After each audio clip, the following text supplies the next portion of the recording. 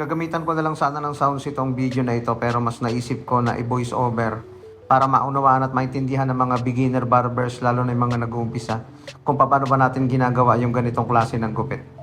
Nag-partition tayo dyan, kinuha natin yung ibabaw at inhiwalay natin ito para makapokus tayo sa gilid. Ang gagawin natin gupit sa kanya, ilolo taper lang natin yung pinakang sideburns niya.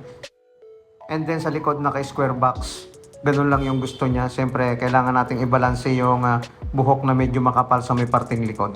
Pagkatapos natin gumamit yan ng overcomb at clipper guide na number 1, ginamitan natin ng trimmer at inayos na natin agad yung patilya. Siyempre, kukunin natin yung makapal na bahagi ng buhok dito sa may parting gilid na ito.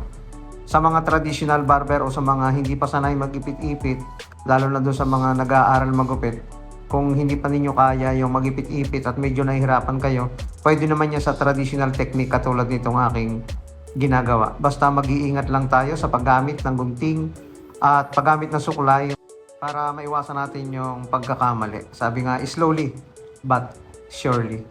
Ayun. Dito sa kabila, hindi na lang natin naipakita yung ibang detail ng video para hindi masyadong mahaba. Gawa natin ang pinakang line sa may likod ng tenga dahil square box nga dito sa likod ay pantayin natin. Hindi naman saktong square box dahil yung kanyang buhok sa tigkabi ng gilid ay kunti lang yung tubo. Kaya hindi natin makukuha yung saktong pag-square. Medyo patay lang yung pinakang kanto ng guhit. Pero andun pa rin yung forma sa gupit na kanyang gusto. Let's proceed tayo sa ibabaw. Para sa mga beginner barbers, pwede nyong gayahin kung makakatulong sa inyo yung ganitong klase ng procedure. Kukunin natin yung profile line sa mismong gitna niya. Yan yung magiging basihan ng length ng buhok all around dito sa ibabaw ng kanyang buhok. From top to apex, yan yung gagawin nating procedure. Ang ginawa natin dyan, tinextured na natin yung dulo para hindi na natin babalik-balikan pa. At kunin lang natin yung pinakang mahaba niyang buhok. Kasi yung mahaba niyang buhok, pagdating sa dulo ay hindi siya makapal. Kaya ang ginawa natin, pinutol na lang muna natin.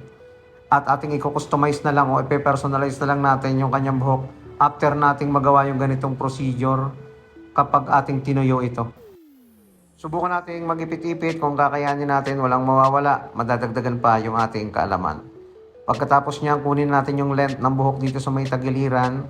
Yung pagkuha ng buhok malapit sa bangs, dito natin hihilahin malapit sa kanyang tenga para hindi mapuwersa yung pagkakanipis. Sa likod naman, 45 degrees to 60 degrees yung pagkakabawas.